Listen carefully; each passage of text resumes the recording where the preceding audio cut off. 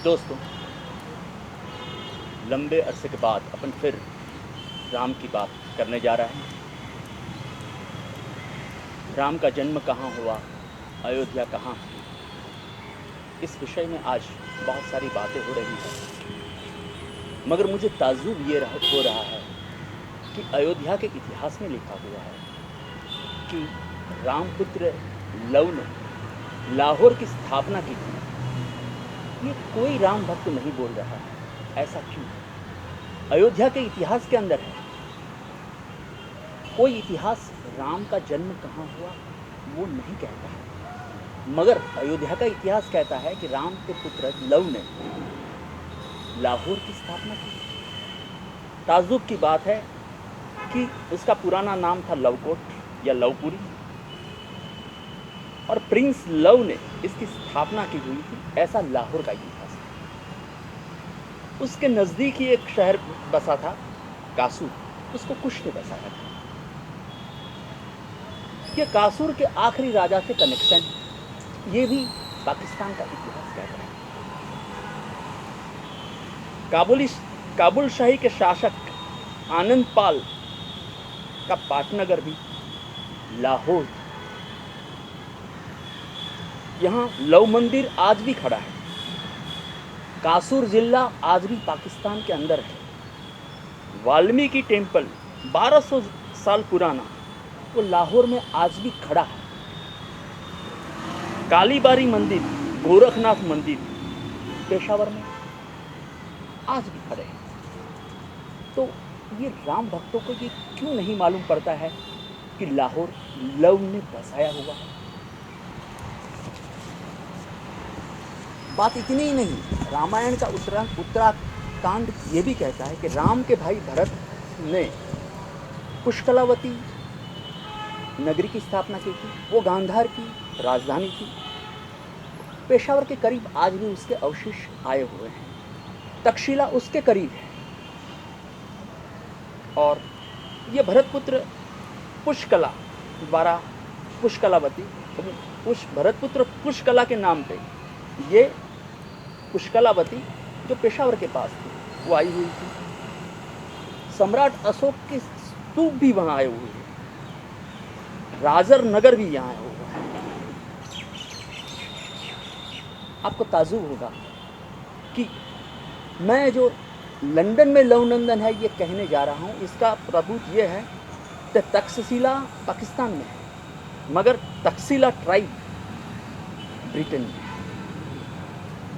ये तक्षशिला के पास ही खड़ा था धर्मराज का स्तूप। ये धर्मराज का स्तूप है, वो रामवंशियों का इतिहास कह रहा है। बुद्ध भी इक्ष्वाकु वंशी थे, वो भी अड्डिका गोत्र थे, वो भी महावंश के थे। तो मुझे ताज्जुब ये हो रहा है कि राम की तो बात भूल जाओ, ये लोग चंद्रगुप्त मौर्य को भी भूल चुके हैं। ये तो 2000 साल पहले का इतिहास है। मौर्य लाहौर का था, पेशावर का था। उसने मौर्य उपखंड की रचना की थी। और ये भारत, हिंदुस्तान, ये सब शब्द नहीं थे, वो तो मौर्य उपखंड था उस समय नाम ही, जो काबुल से नहीं मगर इससे भी आगे से लेके बहुत बड़ा साम्राज्य, और श्रवणबेल गोवा कर्नाटक से लेके केरल तक उनका शासन था। और उन्होंने हेलेना के साथ शादी की थी और उसके पुत्र का नाम था जस्टिन। अब ये हेलेना बाद में ग्रीस चली गई। ये भी इतिहास। राम के इतिहास की तो बात छोड़ो, अपन चंद्रगुप्त मौर्य को भी याद रखने के लिए तैयार नहीं है। और हम कह रहे हैं कि राम का जन्म कहाँ हुआ वो हम जानते हैं। मैंने 2 किताब लिखी है, लवनंदन बनी लंदन और मौर्य उपखंड की वेदना, दोनों गुजराती में है। मगर मेरे पास बहुत सारे सबूत है कि जो मैं पुरवार कर सकता हूँ कि ये लाहौर में आज भी लवनंदन है। इसका सबूत ये है कि एक किताब है रेसिस ऑफ अफगानिस्तान, पहले मैं बात कर चुका हूँ। हेनरी वॉल्टर बेलेव के द्वारा एक किताब लिखी गई है। उनमें लिखा है कि जो लोग, आज का जो पाकिस्तान है वो पख्तूनख्वा कंट्री है। वहाँ प्राचीन काल में पैक्ट्स और स्पीज रहते थे, और आज के स्कॉटलैंड में पिक्स ऑफ स्कॉट रहते हैं। ये सवाल उठा के अपन को कहते हैं कि क्या ये एक बात नहीं है? मुझे लगता है कि उनकी बात सही है, क्योंकि यहाँ का एक नगर था कपीसा। जब वहाँ कपीसा था तब आज के गुजरात में वल्लभी का शासन था। कपीसा बौद्ध था, वल्लभी भी बौद्ध था। तारंगा उसका सबूत है कि वल्लभी बौद्ध था। कपीसा के अंदर बामियान, कैकानन, उद्यान, गांधार सब आ जाता था। और यहाँ ये स्किथियंस और पिक्स बसते थे। अब मैं आपको बताना चाहता हूँ कि स्कॉटलैंड के अंदर किंगडम ऑफ मोरे है। स्कॉटलैंड MORRAY, और ये मोरे ट्राइब है, ये स्कॉटिश पिक्टिश ट्राइब है। तो यहाँ पिक्स मतलब जिन्हें आप पख्तून कहते हैं, जिन्हें आप पश्तून कहते हैं, वो ट्राइब स्कॉटलैंड के अंदर है और वो भी मोरे है। तो राम वहाँ तक पहुँचे हुए हैं, वो बहुत क्लियर संकेत दे रहे हैं। और वहाँ एक टक्सेली ट्राइब भी है। चंद्रगुप्त मौर्य खुद बौद्ध वंशी थे, शाक्य वंशी थे, शाक्य क्लान के थे और मौर्य क्लान के थे। और जब कपीसा था तब हिंदुकुश पहाड़ का नाम भी हिंदुकुश नहीं था, उसका नाम था परियात्रा पहाड़। अरे अभी का इतिहास, कुछ सदियों पहले का इतिहास कहता है कि काबुल के ऊपर सूर्यवंशी शासक करते थे और उनका नाम था बरहटकीन के वंशज थे। उन्होंने शायद पीढ़ी 60 जनरेशन तक काबुल पे शासन किया हुआ है। अरे अपन तो उनको भी भूल गए और ये जानते हैं कि राम का जन्म कहाँ हुआ। तो ये पूरी बात को समझे बगैर ये हम कुछ आगे बढ़ रहे हैं, और ऐसा क्यों हो रहा है इसके विषय में आज बात कर रहा हूँ। तो मेरी बात इराक के अल हिंदिया से शुरू होती है। उसके पास में एक नगर है नजफ, एक नगर है कूफा, एक नगर है समारा। ये सब नगरों का इतिहास समझे बगैर अल हिंदिया वहाँ स्पष्ट लिखा हुआ है। वो करबला के अंदर है और नजीब पाशा करके उनके एक नेता थे। हिंदुस्तान पे और ये कराची पे हमला करने वाले मोहम्मद बिन कासिम का इतिहास अल हिंदिया के अंदर है। कैट उसके पास में जो कूफा नगर है, ये यूफ्रेटिस नदी की एक प्रशाखा का नाम है, हिंदिया ट्रिब्यूटरी। अब ये हिंदिया नदी के ऊपर कूफा नगर आया हुआ है। ये हिंदिया शब्द की उत्पत्ति यूफ्रेटिस नदी के पास है, उसका सबूत है। और यहाँ रशीद खिलाफत थी, अब्बासिद खिलाफत थी, और अब्बासिद ने जब बगदाद को राजधानी बनाया, इससे पहले उनकी राजधानी कूफा थी। अब आपको ताजुब होगा कि जब अपन जापान के बारे में पढ़ते हैं तो वहाँ से कोफून पीरियड का, और वहाँ लिखा हुआ है ज़िदाई, कोफून ज़िदाई पीरियड, वहाँ इतिहास मिलता है। तो ये कूफा शहर के इतिहास के अंदर उतरना पड़ेगा, क्योंकि सुभाष चंद्र बोस कोफून ज़िदाई जहाँ बसते थे वो जापान गए थे। तुर्क खिलाफत जिस स्कूल की फॉलोवर थी वो दो स्कूल, हनाफी और मातुरा ज़िला में, आगे स्कूल के बारे में बहुत अच्छी तरह से बात करूँगा। जिस तुर्क खिलाफत को अपन ने समझ रख दिया, तो वो दोनों अपन इस्लाम और हिंदू के बीच में अटक गए हैं। कई स्कूलों को नहीं समझेंगे तब तक ये लाहौर को भूल जाने वाले, चंद्रगुप्त मौर्य को भूल जाने वालों का इतिहास अपन नहीं, और ये पूरा इतिहास ये लोगों ने उड़ा दिया है और कोई दूसरे इतिहास की बात कर रहे हैं। तो ये इतिहास समझना पड़ेगा। तो फिर अल हिंदिया की मैं फिर बात करता हूँ, कूफा शहर की बात करता हूँ। आप इतना ही नजफ़ के बारे में पढ़िए, वो भी करबला में है। नाइजेरिया और नजफ़ सीधी बात है, दोनों एक ही है, और उर नगर से 450 किलोमीटर के अंदर है। ये सब का शासक थे अब्बासीद। इनकी ही स्कूल थी मुताजिला, इनकी ही स्कूल थी हनाफी। ये स्कूलों के बारे में नहीं पढ़ेंगे तब तक यहाँ नमक नहीं पैदा हुआ था। वहाँ नमक का सत्याग्रह क्यों हुआ और सुभाष चंद्र बोस ने जापान का समर्थन क्यों लिया, हिटलर का समर्थन क्यों लिया, ये अपन नहीं समझ सकते। ये चीज़ को समझने के लिए हमें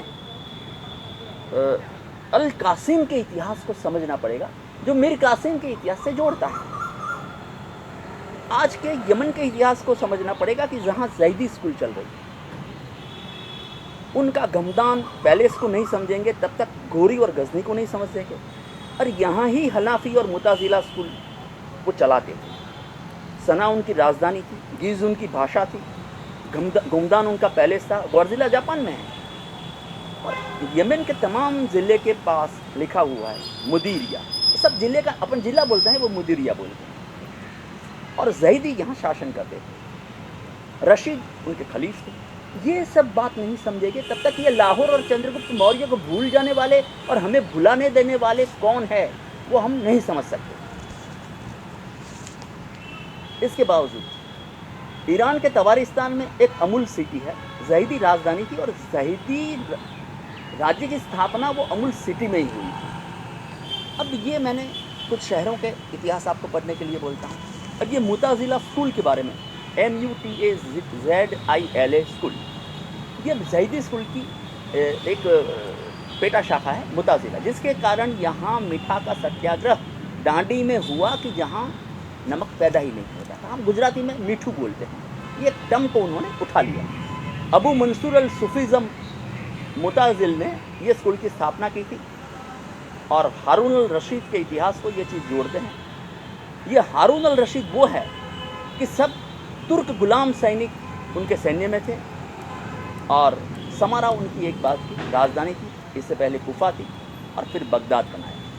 ये मैं मुताजिला स्कूल, जिसके कारण यहाँ मीठा का सत्याग्रह, नमक का सत्याग्रह वहाँ हुआ जहाँ मीठा पैदा नहीं होता था। दूसरी हनाफी स्कूल, ये हनाफी स्कूल की बात करें तो इमाम अबू हनीफा द्वारा इसकी 699 के आसपास उनकी ये स्कूल की स्थापना हुई थी। और ये अबू हनीफा, इसका मतलब है अल इमाम अल इज़ाम। अफगानिस्तान के अंदर जो 75 लोग रहते हैं वो हनाफी स्कूल को फॉलो कर रहे हैं। ऐसी ही एक स्कूल है जैदी, ये रसूलिक डायनास्टी के हैं, उनका ओरिजिन गुज में है। ये अब्बासीद के मैसेंजर थे, अब्बासीद जो कहते थे उसको ये लोग आगे बढ़ाते। ये जैदी स्कूल है। और जापान पे हमको कोफुन ज़िदाई शब्द मिलता है। ऐसी एक बहुत अच्छी चीज़ है, एक तीसरी स्कूल मेरे ध्यान में आई है, मुतारदिया स्कूल, नहीं मातुरिदिया स्कूल, MATURIDIYA। अबू मंसूर अल मातुरिदीज़ ने ये स्कूल की स्थापना की। जब तक हम ये स्कूलों के बारे में नहीं जानेंगे तब तक लाहौर की स्थापना लव ने की थी। चंद्रगुप्त मौर्य लाहौर के और तक्षशिला के अंदर था, चाणक्य तक्षशिला में थे, पाणिनि कपिसा में थे। ये इतिहास को भुला देने वाले लोगों को हम नहीं समझ सकते, इसलिए ये सब स्कूलों के नाम आपको दे रहा हूँ। ऑटोमन खिलाफत एक हनाफी स्कूल और दूसरी मातुरिदिया स्कूल का, वो ये तर्किक ट्राइब है और वो उसका पालन करते थे। और मातुरिदी स्कूल के बारे में लिखा हुआ है, मातुरिदी फिर से बोलता हूँ, MATURIDI स्कूल, उसका मतलब है सूफीज़म। हनाफी, मुतारिदी और मुताजिले स्कूल को समझे बगैर हम कुफा को नहीं समझ सकते। और ये पूरा इतिहास कहाँ अटका गया है और लाहौर को अयोध्या से कौन दूर कर रहा है, इसको नहीं समझ सकते।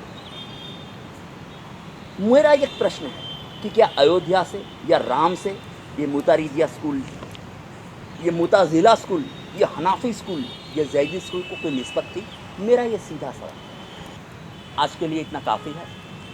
आप मुताजिला, हनाफी और ये कूफा, ये समारा, ये अलहिंदिया के बारे में नहीं समझेंगे, वहाँ की खिलाफत के बारे में, इससे हम बासिड को नहीं समझेंगे तब तक आप अब फिर समानाइड्स को नहीं समझेंगे, क्योंकि वो उनको गुलाम वंशी थे अब्बासीड के। अब ये लोगों को नहीं समझेंगे तब तक ये इतिहास गुमराह होता रहेगा। और इसलिए मैं ये सब पढ़ने के लिए आपको आह्वान करता हूँ। मुझे लगता है कि लाहौर में लवनंदन आज भी है और इसके सबूत मैं आपके सामने धीरे धीरे पेश करूँगा। Thank you very much.